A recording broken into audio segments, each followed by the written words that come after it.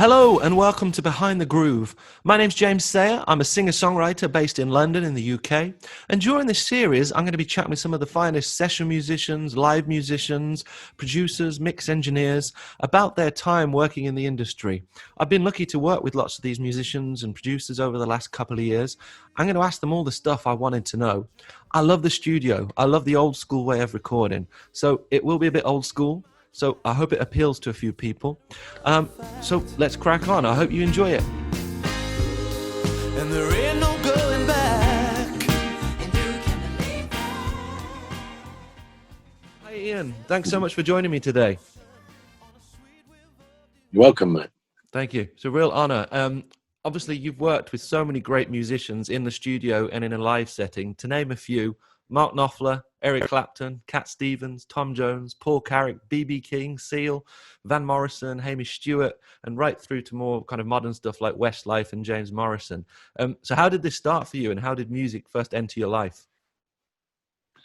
Oh, wow. My brother played guitar when I was younger, and he's 3 years older than me, and all his mates had a little band, and I was always interested in it. And my sister, who was 6 years older than me, was into soul and Motown, and music was always around, and I just did the classic sort of pots and pans thing, and always loved music, and then eventually got a little drum kit and joined in with my brother's band, and my mother said to me that she would only get this little kit if I took lessons, and I just sort of said, yeah, whatever, yeah, just get me the drum kit, bring it to me now. And so we got it, and I went for the first lesson, and woe betide, I absolutely loved it. I wasn't really expecting to love it, and all the rudiments and the reading and stuff like that, I really fell in love with it, and and that's all I've ever done since then, really. Since the age of 12, yeah. Sure. Can you remember that first drum kit? Can you remember the make of it? Yeah, I can. Yeah. It was a Del Rey kit. Okay. No one had ever heard of it. Bright red sparkle Del Rey, and it only had a one tom on the top. It didn't have a floor tom or anything, and it was a real sort of baby kit, wasn't? But I loved it. I absolutely loved it. And you mentioned about learning music from an early age. So did you study? Did you have a teacher or a certain influence when you first started? Yeah, that teacher, my first teacher at the age of 12, Chris Flavin, a local drummer, very great teacher, and very good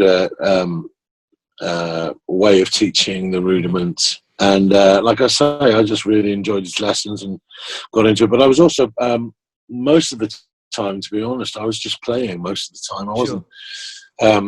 My daughter is taking lessons now, and she had a lesson yesterday, and she reminded me myself, because it was the same thing. She doesn't, from week to week, she doesn't do anything at all apart from the day before, or the morning before, where she panics and practices like crazy. And I was exactly the same with all of my lessons when I was younger. But the rest of the time, I just been playing with my brother or playing to records. That's what I did mostly.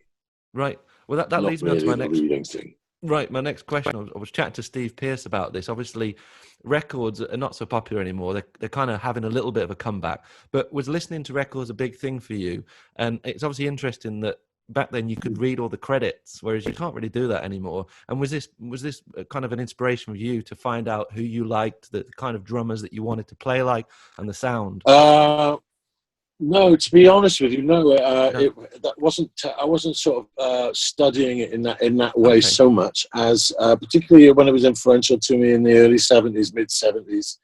Throughout the '70s, really, I did know who some of the people were, but much more interested in what the vibe was and the groove was. I couldn't tell you, for example, who was the drummer in the Isley Brothers or something like that. Okay, well, that's very interesting. But I knew I loved whoever he was, but I wasn't studying musicians quite so much. But like I said, I was surrounded by, very fortunate to be surrounded by lots of different types of music when I was growing up. So I just listened to find out who the players were later on, perhaps, when I was more into playing. But at that time, when I was listening to and playing along to records, to whatever I could find, really, and just seeing if I could work out what the drums were, what the drums were doing, whatever it was, really. Because obviously having worked with you a couple of times and having you play on my music, something that has amazed me about yourself and watching you on other things is the amount of genres you're able to play and also play them incredibly well. And presumably that came from that kind of grounding of listening to lots of different types of music. Mm. I think it. Looking back, I think it kind of must have really, Yeah. and also because I've never thought of any pigeonholes really. Honestly, ever since I was really little, of what you should be able to play and not play, and that music is different. Yeah. I would be listening to jazz and big band stuff. My brother was listening to the top 40. As I said, my sister was into some Marvin Gaye and Sly and Family Stone and stuff was pumping out of her bedroom. Yeah. So it was just all music, and I think that must have helped, because I do think that I do have a genuine love for all of it, and I think that came from there. And that really comes obviously across. I think so. Yeah, I think you can get into music, but that's what I grew up around. So there's many gaps in my musical knowledge, believe me. But for that era, I was pretty on board. Yeah. Right. Okay. And obviously, the other thing that struck me in the studio working with you is just how quick you are at kind of writing out charts and reading music with great ease. And do you think that's a really important tool to have to be a successful session musician? And has it helped your career progress? Yeah, well, I think sometimes the only reason why it might be important is because sometimes the work that I do, you have to be quick at doing it. Sure.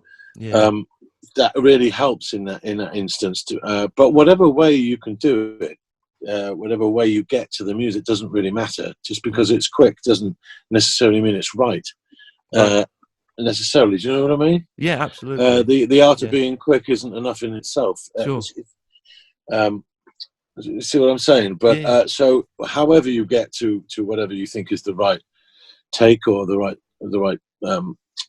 playing for the music or whatever, that's then whatever it is. But I think being able to, but it goes back to, for me, they're all intertwined, because if I'm doing a tune with you, and I listen to the song and I write down the shape of the song, I've concentrated a lot on learning song shape and stuff like that. So it's like my frontal, I can take in an information of an arrangement quite quickly, because that's what I'm used to, and I'm thinking about what's unusual about that, and the verse, chorus, intro, and all the rest of it, and writing that down, not necessarily what I'm going to play, but just the shape of the song. Sure. And then listening to the groove and what it is, and then thinking about how to interpret that arrangement. Right. So it's not being too literal in writing it down. It's just enough to give you enough to play the shape of it. You understand? So then you can start to play and build on that. Then that's the most important thing. Just being able to, and whether you do that like I do quickly to write it down. Sometimes I'll write down the shape of a song and then just leave it in the control room, and I've written it out so I can see it in my mind. So you know what I mean. So sometimes I don't even need to take it with me. But that's how I do that quickly. But I would rather learn it and from inside out than read anything really. Yeah. And presumably, I guess, what kind of personality do you think you need to have to be able to just turn up at a session and not really know what you're going to play, but be able to deliver a kind of a believable part and with conviction? Do you think there's a certain kind of personality you need to have as a session musician to do that? Yeah, I suppose so. Yeah, I mean, once you get over the nerves, I suppose being having some experience always helps, I suppose. And I was really nervous when I first did it. I mean, my God, unbelievably. Right. I still can be. It's still, but I don't mind a little bit of nerves. I enjoy it. Enjoy the challenge. I enjoy being with people as we used to be, and playing people's music. I just enjoy it now, really. But I suppose it does take a certain type of person. Yeah. What that is, I'm not sure. I was saying to Steve Pearce earlier that the first session, really proper session I did, was with yourself, with Steve, Robbie McIntosh, and Ross, and I was just so nervous. But you all made me feel so. You were all so humble And I knew I was completely out of my depth working with all you guys, but you made me feel so welcome. I know it was my own session, but I just noticed you were all very humble, and I think that's a great asset to have, Yeah. I think. Yeah, well, that was taught to me because when I did my first session in London, I was so nervous Yeah. that when we pulled up outside the studio to get my drums in, I opened the door and I was sick all over the pavement. Wow. I was so Wow. nervous. Wow. I come up from Wales to do this thing in London. It's my first ever session with all these heavyweight London guys on it. Wow. And as I looked up, there was this pair of shoes standing near the side of the sick, and I looked up and there was this guy said, "Are you okay, old boy?"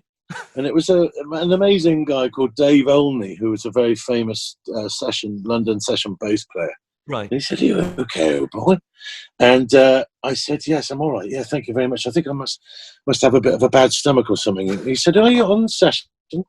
I said, "Yes, I'm playing drums." And he just kind of metaphorically put his arm around me and took me through the thing and made sure it was all right. And everyone that I was in there, Mitch Dalton was there, and everyone made me feel so comfortable that it ended up being the most amazing experience for me from being so nervous. Yeah. And so what goes around comes around, you know what I mean? And I think that it's like, if you've experienced those sort of nerves, then it's wise to recognize it in others and know how to help people in that when they're that nervous, because they know how it feels, and there's certain ways, certain things to say that, saying to you, "Is this your first time? Are you really nervous? This is your first time." That's probably not the way. Do you know what I mean? You seem really nervous. Yeah, are you all right? You don't seem centered at all. What's up with you? Have you had any sleep? You look terrible. Stuff like shit like that. It's probably, best not to do that. You learn, don't you? Yeah. And obviously you do a lot of live sessions as well, but would you say, is there one that you prefer, being in the studio or playing live, or both equally? I think it always comes and goes, really. It's never been anything that's been a constant ever, really, in my playing life, really. So sometimes there's more studio work than others. Sometimes it's mostly live. Sometimes there's a little bit of each. There's no rhyme or reason, really. Sorry, I think the audio. I said, which one do you prefer? Prefer one or the other? Oh, sorry, you broke up. Sorry, no. You can edit this, right? Yeah. You can edit this. Yeah, it's all fine. It's all good. Ask me that question again. Sorry, it is cracking up. That's all right, no worries. Yeah. So I mentioned, obviously, you do a lot of live sessions and you do a lot of live recording sessions. And which one do you prefer? Oh, I don't prefer. I like them both. Really. Oh, that's great. Right. And I think they both feed into each other as well. Yeah. If you're lucky enough to do a bit of each, then I don't. I have seen studio players that work a lot in the studio, and I think it's really good as a studio player to get out and play live. And I've always played live, always played gigs at the Six or wherever Ronnie's and wherever I can play live with people because I think it brings a lot to your playing all round, really, and you can take that into the studio and have that with you. That sense of performance that you get from playing live, you can take into the studio. It leads me on to my next question. When I first saw you playing drums, it was with Eric Clapton, which I think was 2007, I think, when you played with Eric Clapton, I believe. Yeah. Around that time. And you obviously you've also worked a lot with Mark Knopfler in the studio and in a live setting. And I know Mark Knopfler has a studio in West London, which has the EMI TGI desk in there. Firstly, what's it like recording with Mark Knopfler? But what's it like in that studio? Because I know that you can separate certain rooms, can't you, and make it one big live room, I believe. Yeah, there's many options. It's genius of design, the whole thing, and it was done by Mark and his long-term engineer producer Chuck. What was his second name? Chuck Ainsley, I think. Okay. Something like that. God blimey, I should know. Just known him as Chuck. Anyway, they sat to get down together one night, apparently, so the story goes, and said, right, let's design the best studio with all the assets of all the studios that they'd been in, like sight lines, being able to isolate, being able to do this, that, and the other, being able to work different combinations and all the rest of it. And they sat down apparently at the end of the meal and wrote it down on a serviette, all these points that they came up together, Oh wow! and they've Right. put it into British Grove. Oh wow! And so, on every level, it's so well thought Is it? out, and it's a great room to be in. Yeah, so there's so many ways you can do it. Sure. Lots of isolation booths and a big live room. And usually, when I'm with Mark recording, now the drums are in the live room and everyone's in the booths. So they Okay. give up the live room for the drums, which Oh is nice. wow! Oh, that's lovely. Mm. Obviously, we're in lockdown at the moment. So you Mm. mentioned you've got earlier when we were chatting, you've got a home studio set up. So Doesn't what's your setup at the moment, and do you enjoy working in this way?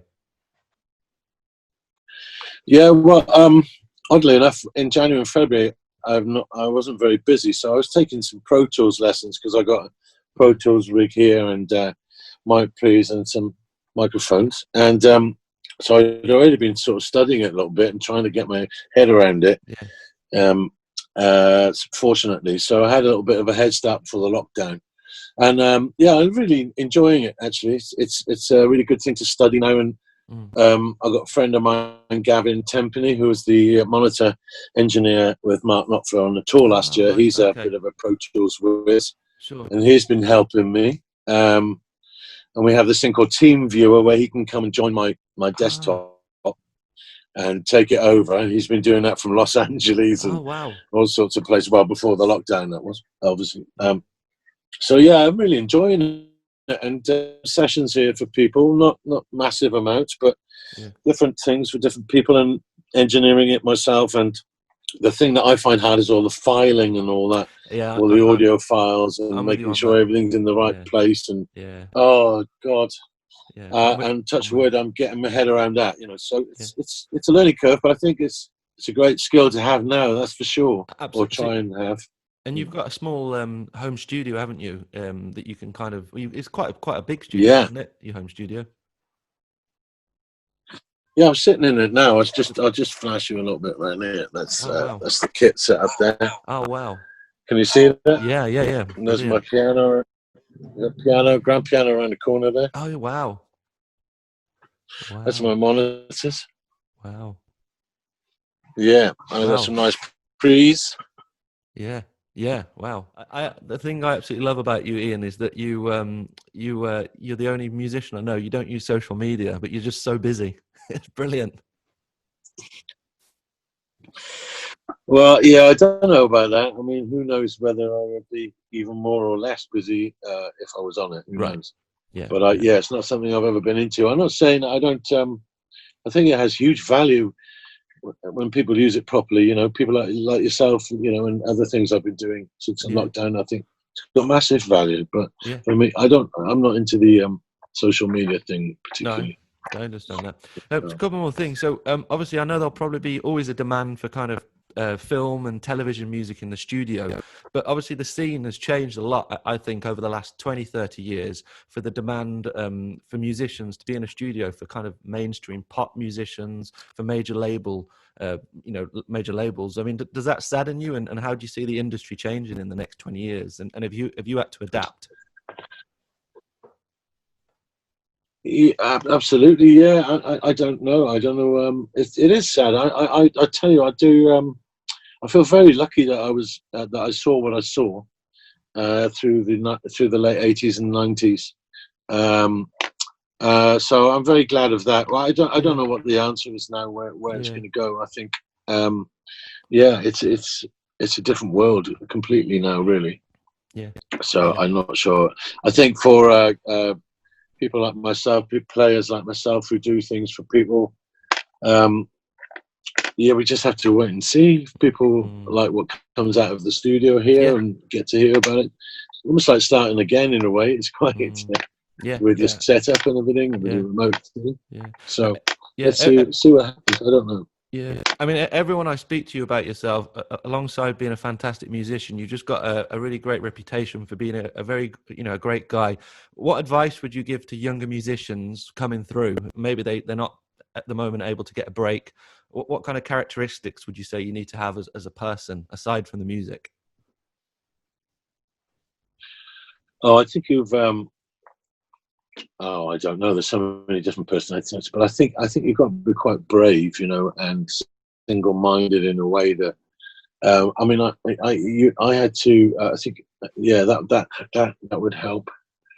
But I think just be yourself is always the answer, isn't it? I think. Yeah. Just be yourself and be honest and have the right intention in the way you are and the way you ask questions or talk to people. Yeah. Yeah. Well, Yeah. thank you so much, Ian. I don't think that's just in being a musician. Sorry, it's just cutting out a little bit. I thought you'd finish. Sorry, but thank you so No, much. it's okay. Yeah, it's doing that here too. It's a bit confusing with the chatting, but thanks so much for chatting to me today, Ian. I really appreciate it, and I'm such a big fan of you as a person and as a musician. So I look forward to getting back into the studio soon. Oh, you're very sweet, mate. Yeah, me too, you, and I hope we get to play again and sometime soon. Yeah. That would be amazing. Are we going to get the big boy Pearce to join us now? I was just about to say. So there he is. There he is. The wild man of Borneo. Aha! Where are you? Can you see? I can't see Yanto. Grizzly Adams. Oh, there you are. Lovely. I think the one thing I don't know is when was the first time you met, and when's the first session you ever did together? I don't know. I think the first time I played with you, Yanto, was on a Jack Sharp big band gig at the Prince of Orange. What's your memory? Really? Yeah, that could be true. That could be true. I was only confused by the first time I played with Jack Sharp. Chris Lawrence was on bass, but I could have done it again after that with you. Yeah. Because that was that call I got when I was up the road in Lewisham, and Harold Fisher forgot about the gig.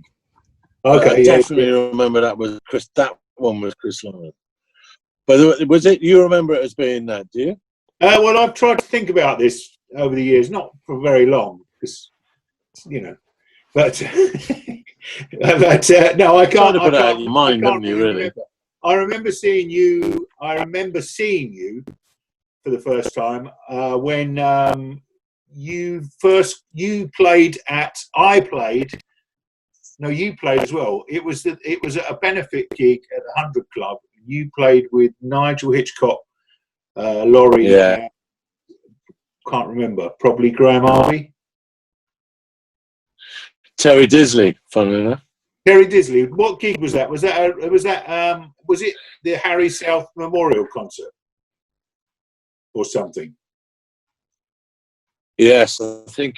Yeah, you're right. Oh, that's right. I was playing with Jack Sharp's big band, and I remember we were supposed to do Georgie Fame, but he was strangely incapacitated backstage. Oh yeah, he's coming back. There he is. Oh, there we go. Hooray! So before the signal goes, and just before we go, so you guys played live together before you played in the studio, then? Yeah, I think so, didn't we? Yeah, for sure. Yeah. What did we first do was the first thing we did in the studio was probably a Chris Standring broadcast or something, wasn't it? Or I think so, something like that. Yeah, I think it was. Yeah. Back in the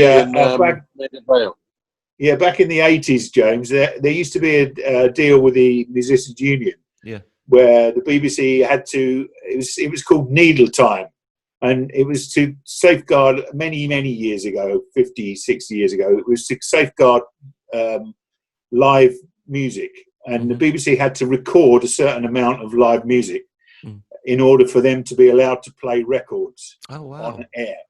And it was a fantastic training ground for us young players, because if you played in a little band, like if you were around now, you'd probably get 4 broadcasts a year. Right. You go in and we'd do. Would have been on there, yeah. Absolutely. Yeah. And you used to go into Maida Vale, and you used to record your band, and you didn't have to be famous or have a record deal or anything. You just had to submit a tape, and they'd say yes. And we did. We used to play with a guy called Chris Standring, who's now a very famous smooth jazz star in America. But we used to do tiny little gigs for no money all around London, and he used to get 4 broadcasts a year, and we did them for many years. So I think that's probably where we In fact, that's the broadcast we did. Yeah. Where me and you were playing trombone. Do you remember? With Mornington Lockett and yeah. There was much Pete Beecher was there.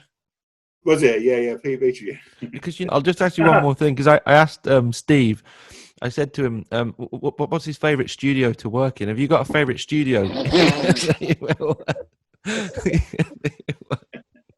Go on, be as flippant as I was. All right, okay. You got to cut that shit out. Is there It's the most fun I've had in years. It's the one that he gets to before me, which is never, because I get the parking space. I don't know, just trying to beat him to a parking space is literally impossible. Literally. I like I've never been able to do it. I think I might have done it once. I think you have done it once in many, many years. You've beaten me to the session. I'm always massively early for everything, always. But that's the thing I noticed. And you think I'm going to get there really early. I'm going to get up really early. Pearce is not going to get the Sinatra spot outside. And I leave really early, and I get the traffic's really light, and I think I've got him.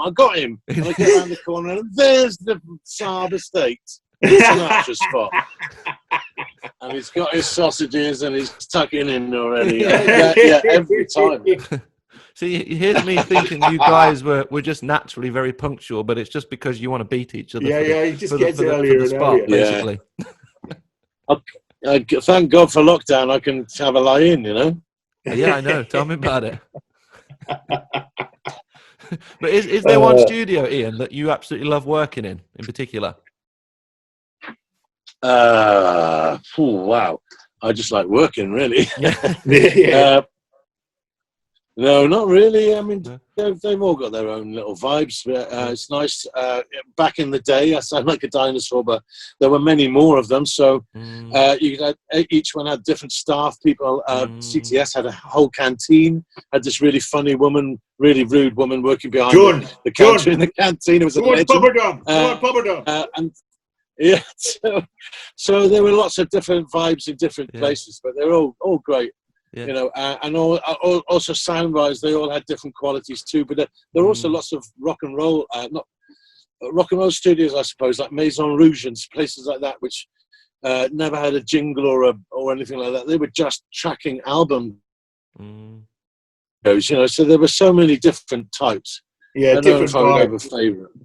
Different vibe. The worst thing of all is going to a rock and roll studio to do a jingle, and no one's got anything ready. You've got an hour to get it together. Wow. And we're all sitting there twiddling our thumbs. That's caused quite a lot of bad temper in the past.